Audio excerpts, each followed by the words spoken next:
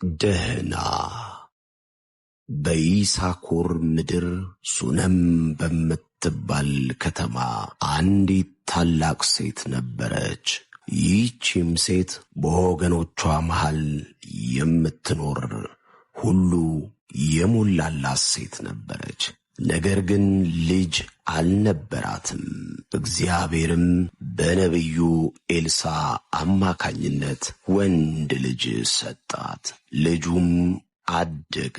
ነገር ግን ብዙ ፍቅሩን ሳትጠግበው ሞተባት። የልጇን መሞት ለማንም ሳትናገር በአልጋዋ ላይ አስተኝታው ወደ ቀርሜሎስ ተራራ ወደ ነቢዩ ዘንድ ገሰገሰች። ግያዝ፣ እነሆ ሰናማዊቷ ሴት፣ ዛሬ መባቻም አይደል፣ ምን ልታደርግ መጣች? እግዚአብሔር አልገለጠልኝም። በል ሂድ፣ ተገናኛ፣ ፍጠን ሂድ። ባልሽ ደህና አይደለምን? ቤተሰቦችሽ ደህና አይደሉምን? ልጅሽስ ደህና አይደለምን?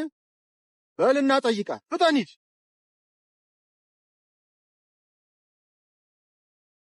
የእግዚአብሔር ሰው እንዳለሽ ባልሽ ደህና አይደለምን? ደህና። ልጅሽ ደህና አይደለምን? ደህና። ቤተሰቦችሽ ደህና አይደሉምን? ለእግዚአብሔርን መንገር ያለባችሁን ለሰዎች አትናገሩ። የእግዚአብሔርን ለእግዚአብሔር ንገሩት። ለሰዎች ደግሞ ደህና በሏቸው። ነፍሱ አዝናለችና ተዋት። እግዚአብሔር ይህንን ከኔ ሰውሮታል፣ አልገለጠልኝም።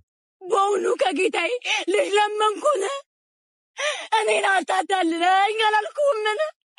የማያድግ ልጅ ካልሆነ አትስጠኝ አላልኩህምን?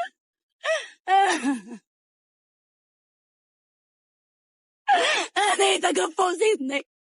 ይቺ ደረቅ መውለድ የማትችል ተብላ የተገፋው ሴት ነኝ። ለምን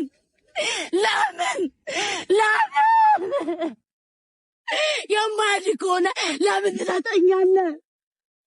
ለምን ስትወጣ መልሰህ ትወስዳለህ?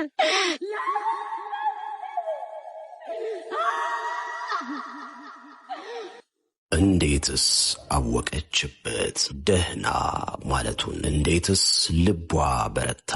የአንድ ልጇን ሬሳ የሚያክል ነገር በአልጋዋ ላይ አጋድማ ደህና ነኝ ማለቱን እንዴት ቻለችበት? በጀርባዋ የልጇን ሬሳ፣ በልቧ ደግሞ ሐዘኗን ታቅፋ ደህና